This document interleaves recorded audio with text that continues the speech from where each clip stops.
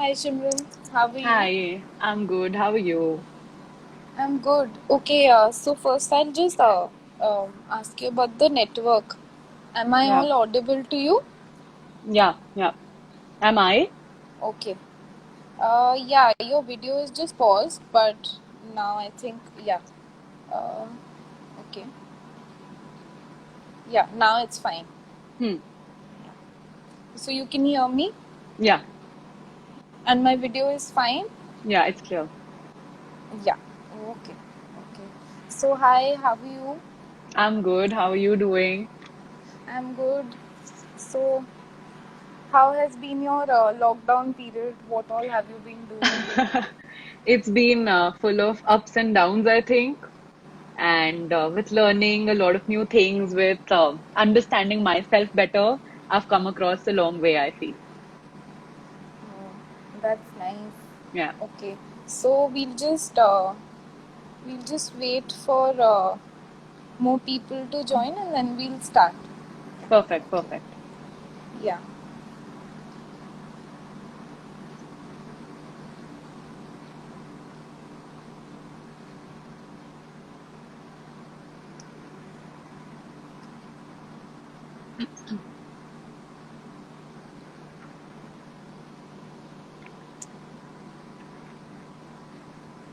So what all do you do during your free time? Like, would you tell us what all do you do?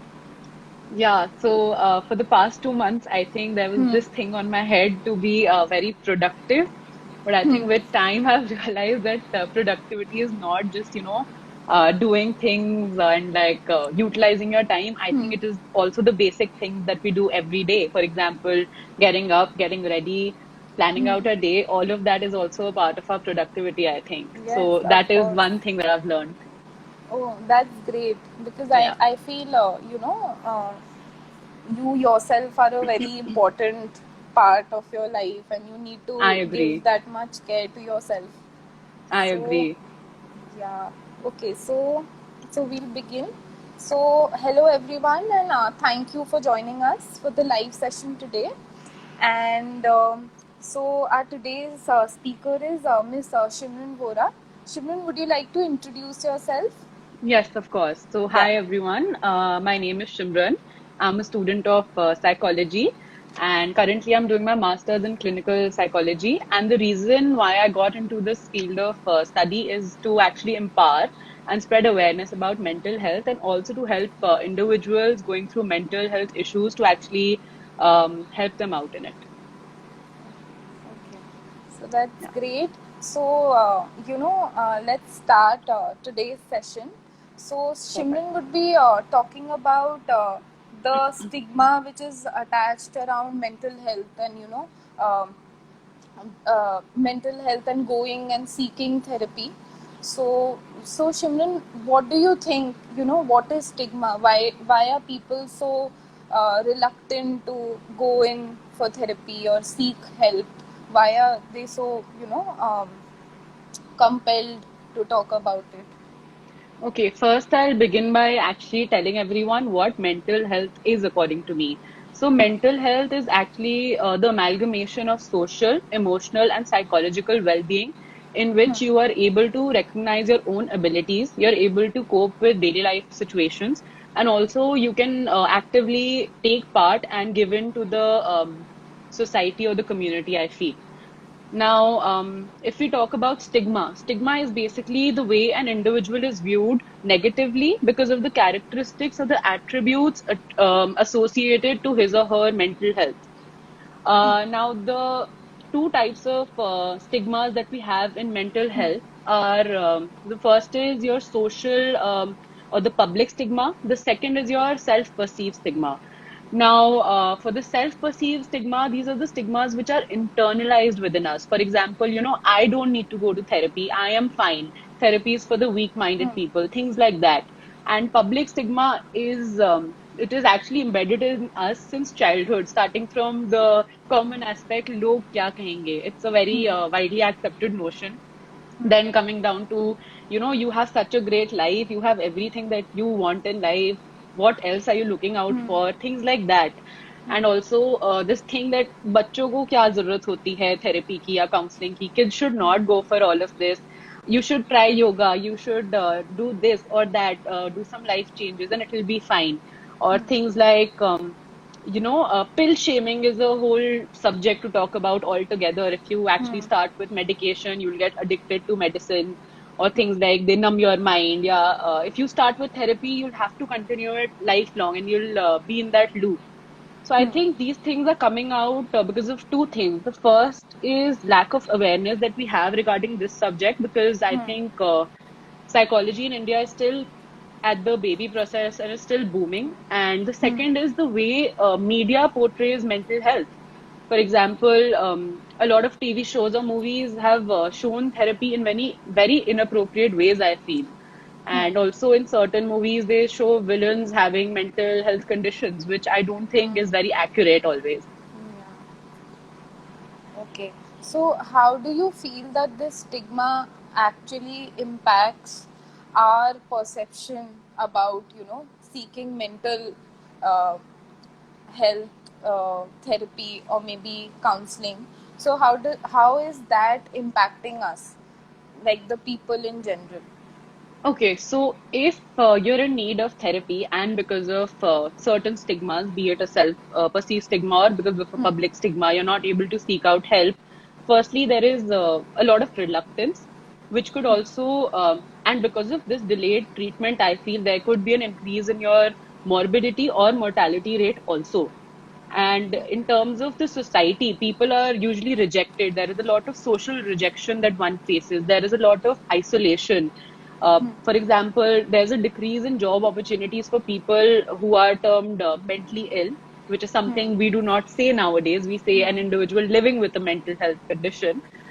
That is there. And in terms of self, I think you start doubting yourself, you start questioning yourself, your self confidence goes down, and there's a lot of guilt, a lot of shame, and a lot of association that I'll be labeled, I'll be treated as someone not part of the society, I'll be called a patient for life, and I will not be a normal person in the community. All that deepens, all those thoughts, I think, deepen in the mind.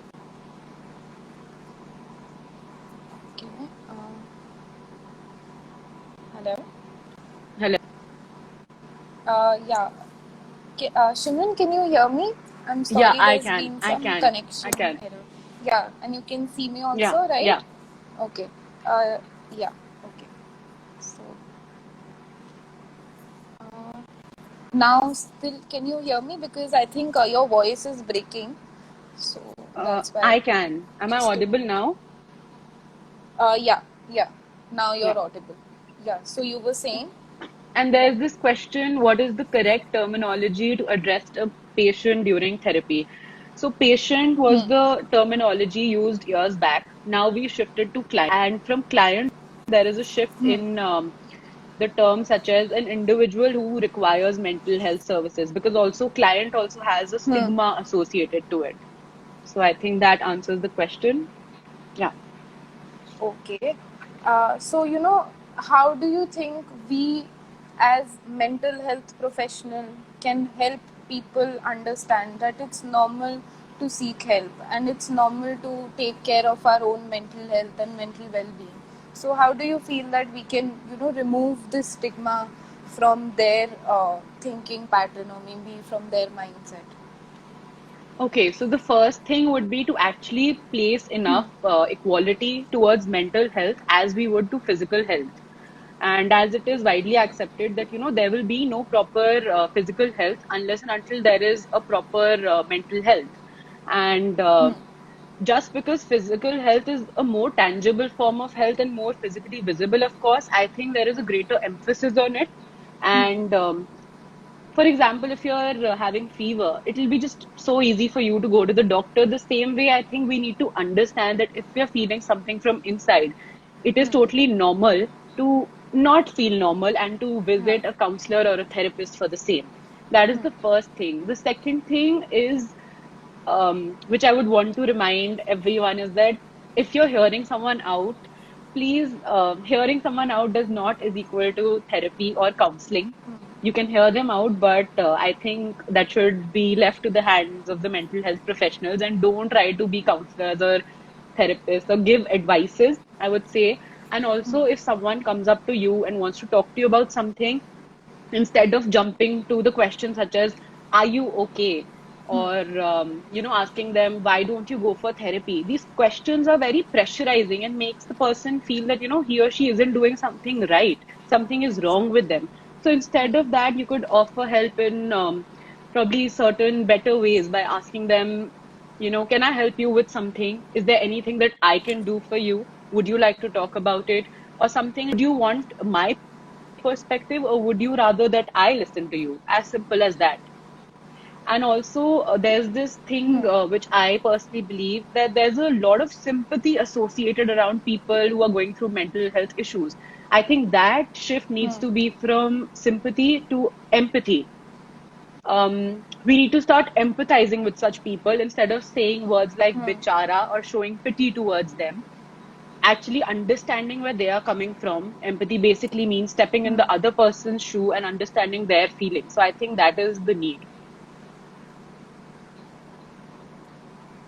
Okay. And okay, so now comes the big question. Like, like there are many teenagers, adults who are, they are aware that they are going through some trauma, or maybe they are going through some emotional distress. But the big question comes that how to break it to our parents, like, how to Yeah. tell them. That's, I think, one big question for everyone. So, how would you suggest that the whole audience can address the whole issue to their Yeah. parents? Of course. So the first thing which I think you can keep in mind is that it's okay if you do not want to talk to your parents in person or physically present there to talk to them. It's fine if you choose some other mode of communication. It could be a email, it could be a letter, it could be a voice note, anything that you're comfortable with. That would be the first thing. The second, I Yeah. think, would be to actually think of a suitable time and a space where things can be talked about.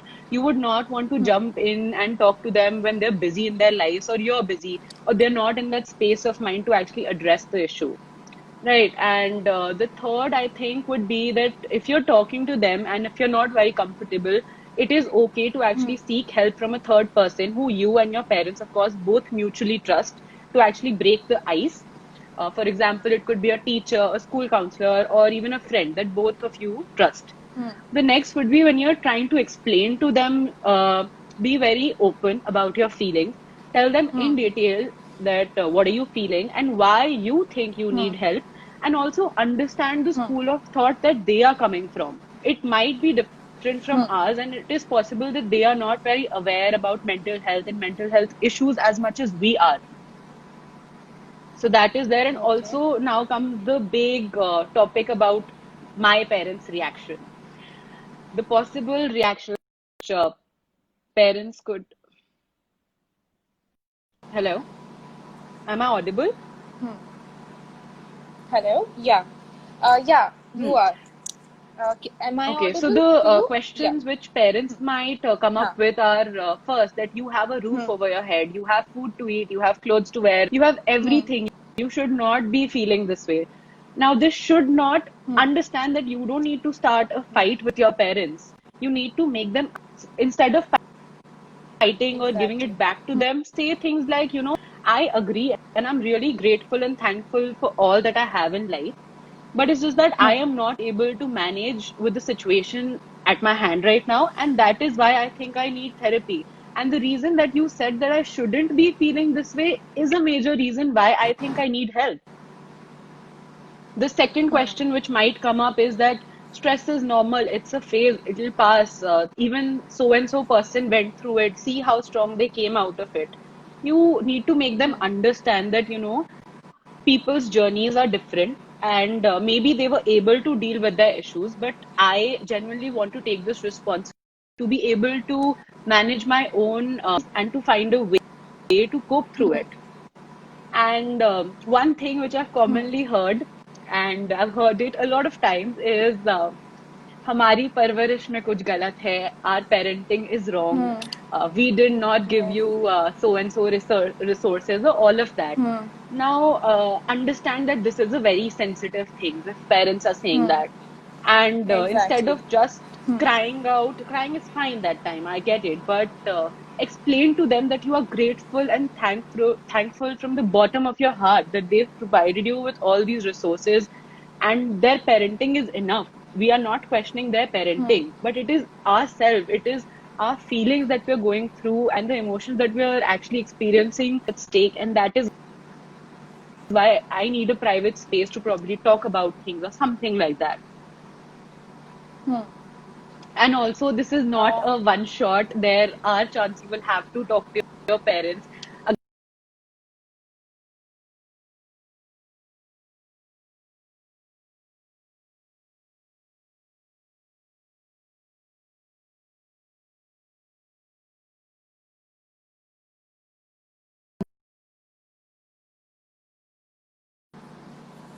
yeah. I'm so sorry. I think some connection Yeah, error happened. I'm so yeah, sorry. yeah. Yeah. Continue. Yeah.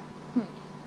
So I So think yeah, you were we saying. all need to Huh. realize that, it is not a one go thing. Some parents might understand Hmm. in one go, but some parents might need a few more sessions with you, a few more ice breaking sessions, or a little bit Hmm. more time to understand, because the thought they have in mind and the school that they're coming from is very Yeah. different from us, I believe. Exactly. Yeah. Okay. So I think it has been a very insightful session of questions. So let's address a few questions from the audience, and all of you can. Perfect. Just one Yes. thing Yeah. before I start Sure. doing that is Yeah. that whenever we're talking about mental health or mental health issues, I think we Hmm. all need to be very mindful of the language that we use. Instead of accusing uh, the individual and, actually blurring the gap between the individual and the disorder, instead of saying that she is anorexic or that he is depressed, we Hmm. could rather actually say that she or he is experiencing anorexia or going through depression, things like that. Hmm. Instead of saying committed suicide, commit is a sin. It sounds Hmm. like you've done a Yeah. sin. Yeah. And you would never say that Hmm. so and so committed a heart attack because it Hmm. occurred naturally, right? Hmm. Understand that he or she did not commit suicide. Hmm. He or she died due to suicide. There's a huge gap between the way, and I think we need to be very mindful of the way we talk about mental health. Hmm. And very commonly, we all have come across saying such as, I am feeling very depressed today, or you know Hmm. what, I have OCD Yeah. about so many things in life. Hmm. That actually is very inappropriate, I Hmm. personally believe. So we So need to be very mindful of the words that we use instead of using mad, crazy, hmm. retarded. I think these are not the appropriate things to be used for people going through mental health conditions. Exactly. Like we need to be more wiser with our words, Yeah. and more softer Yes. with the And more terminologies which sensitive. we Yes. use. Yeah. Yes. Yeah. That's true. Okay. So I would like the viewers, if they have any questions, they can very well write it in the chat box, and we'll address to it. Do we have any questions?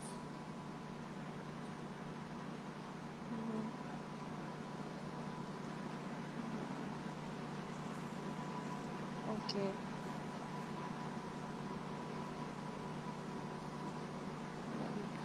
Okay. Someone has written that acceptance is very difficult for the patients. So, how do you feel? The state. Shimran, are you still there? Hello. Can you, Yeah. Sonali, I cannot hear you. Could you Now. repeat? Yeah, Yeah. now. So Yeah. someone has written that acceptance is a very difficult stage for patients. So how would you recommend that? How can they reach this stage? How can they address that? They are actually going through something, and it's okay to go through such things. Yeah. Now, see, why Hmm. does a client or the person needing mental health services feel this way is because of the stigma attached. We all need to understand the common notion that it is okay not to be Hmm. okay. Hmm. We need to understand. And I think to to make oneself feel comfortable comes from self acceptance. Hmm. Understand your issues, try to Hmm. cope with them, do whatever, or actually, not whatever, but actually in a togetherness with your therapist or counselor, work together towards your problems. And if you want, of course, contact or join support groups. That is also Hmm. available. There's a Yeah. community for every disorder or illness out there, and I think Hmm. it is very helpful because it helps people actually feel like a part of community. Yeah. And I think change begins from within. The day you and I and everybody around us start changing their Hmm. views about mental health, I think there Yes. is a change in the society that will be coming up. So I think change starts at home. Oh, well said. Yeah. Okay, so we have one more question. Are focus groups recommended to break the stigma?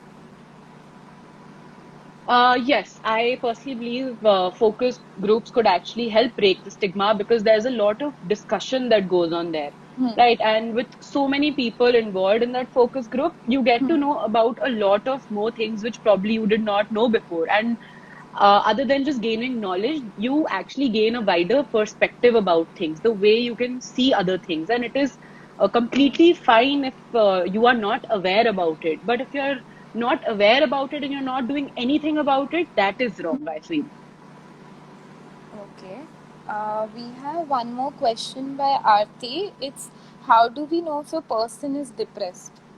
Okay. Okay, So, so huh. yeah. Yeah. So there are certain symptoms Hmm. recognized by the DSM-5. Of Hmm. course, we as individuals are no one to diagnose or label or to tell the person that you're in depression or going through major or depressive disorder. But of course, the certain symptoms, the major one being is a loss of interest in your normal day activities or routine Hmm. activities. That is one thing that you need to recognize. There is usually social withdrawal. There is a Hmm. lot of lethargy, constant thoughts, feeling of Hmm. loneliness, social withdrawal, alienation, all of that is there. And also, do not Hmm. ever understand the fine difference between sadness and depression. For example, sadness is a Hmm. normal emotion which we at regular basis feel, and it is all right Hmm. to feel that way. We go through it. Hmm. But depression is a disorder altogether. So just like I told you, instead of saying I am feeling depressed today, it would be better to actually address it as I Yeah. am feeling sad today. Sad today. Yeah. Yeah. True.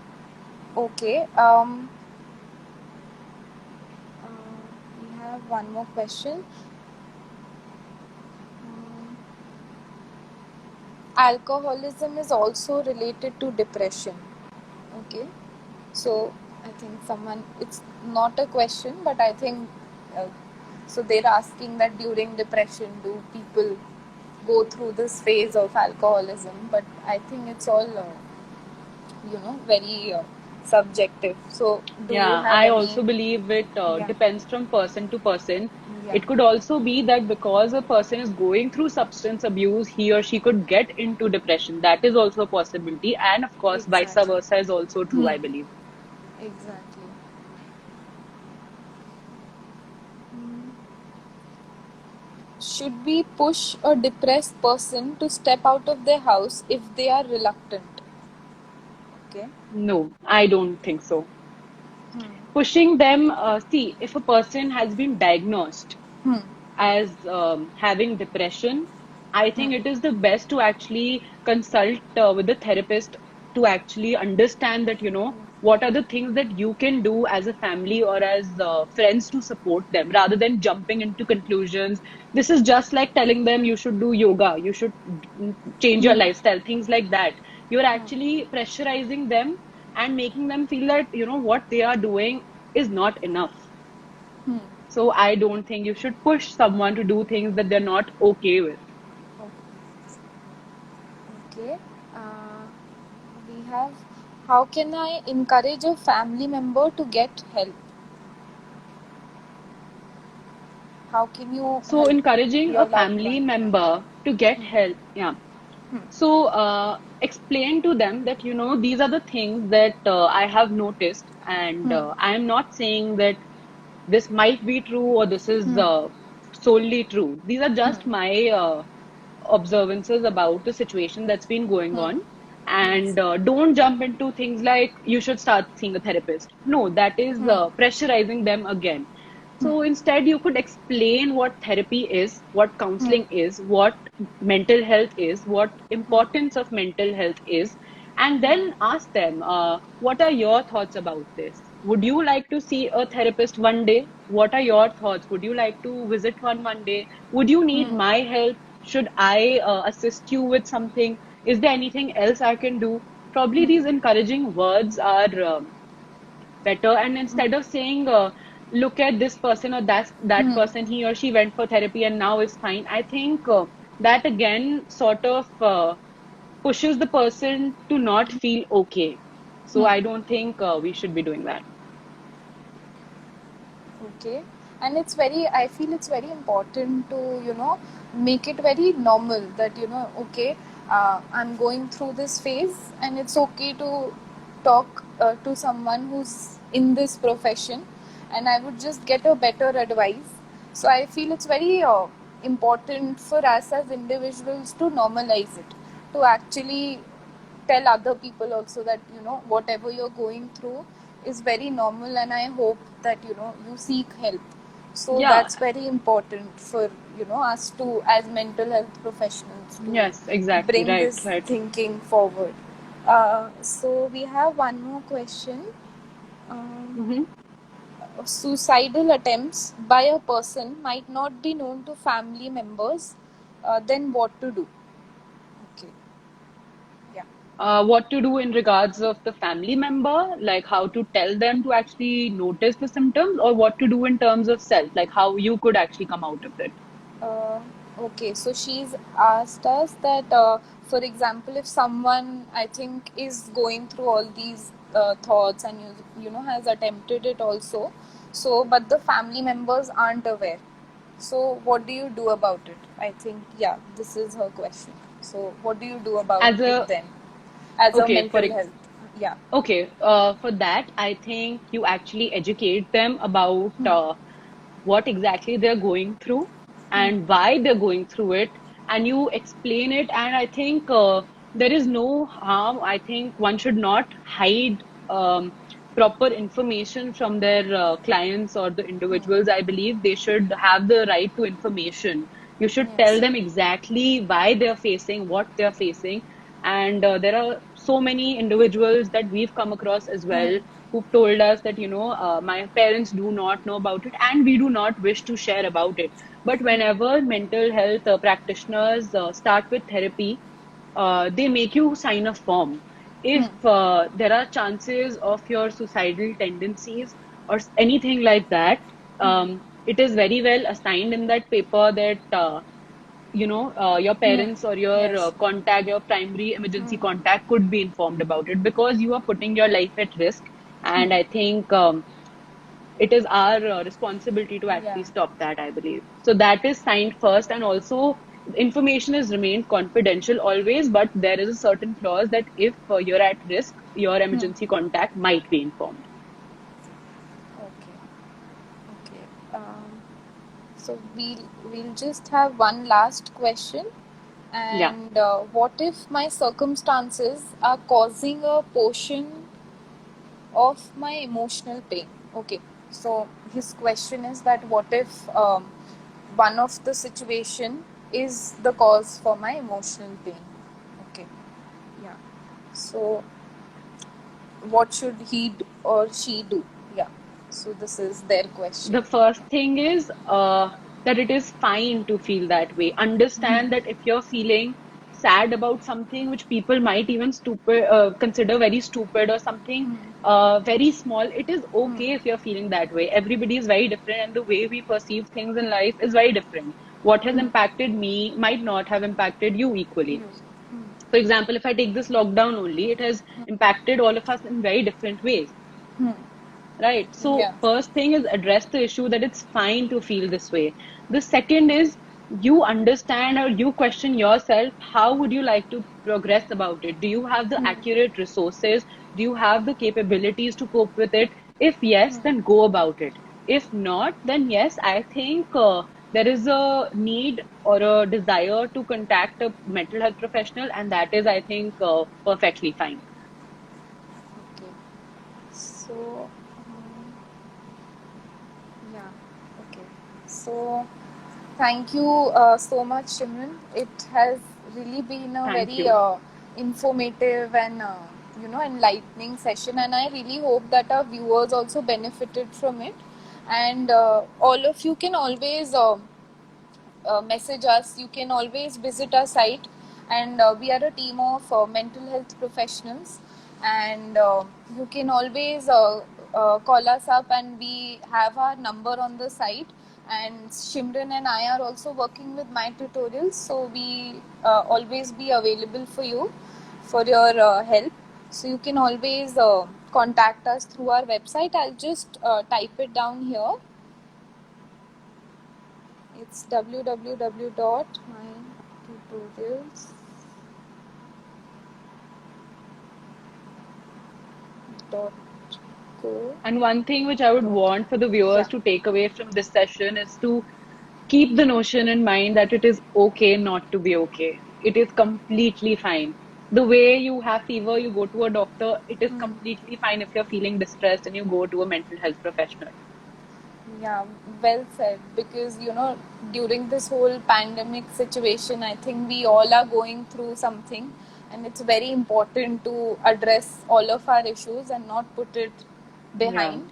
And, just seek help, seek professional help, and it's all normal to uh, talk to someone.